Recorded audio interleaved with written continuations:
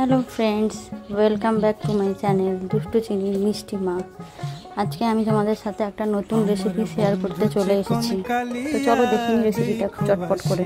মাছিকে দিয়ে মাছটা খুব ভালো করে ধুইয়ে নিলাম, তারপরে নুন হলুদ আর খানিকটা তেল মাখিয়ে মাছটাকে একটু ম্যারিনেট করে রাখলাম।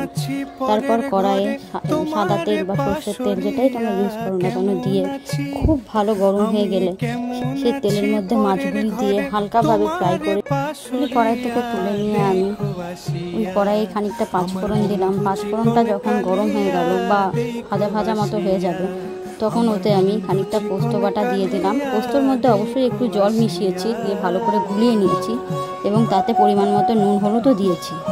এরপরে যখন এই মাছের ঝোলটি ফুটে উঠবে তখন তাতে খানিকটা লঙ্কা বাটা আমি দিয়ে দিয়েছি। তোমরা এইটা স্কিপও করতে পারো, কারণ সবাই তো কাঁচা লঙ্কা বাটা খেতে পারে না, তো নাও দিতে পারো। এরপর ঝোলটি যখন ফুটে উঠবে মাছগুলো দিয়ে দেবে এবং উপর থেকে যদি কাঁচা তেল দিতে চাও তো দিতে পারো। আমি কাঁচা তেল দিয়ে মাছের ঝাল বা পোস্ত মাছ রান্না করে থাকি, তাই আমি একটু কাঁচা তেল দিয়েছিলাম।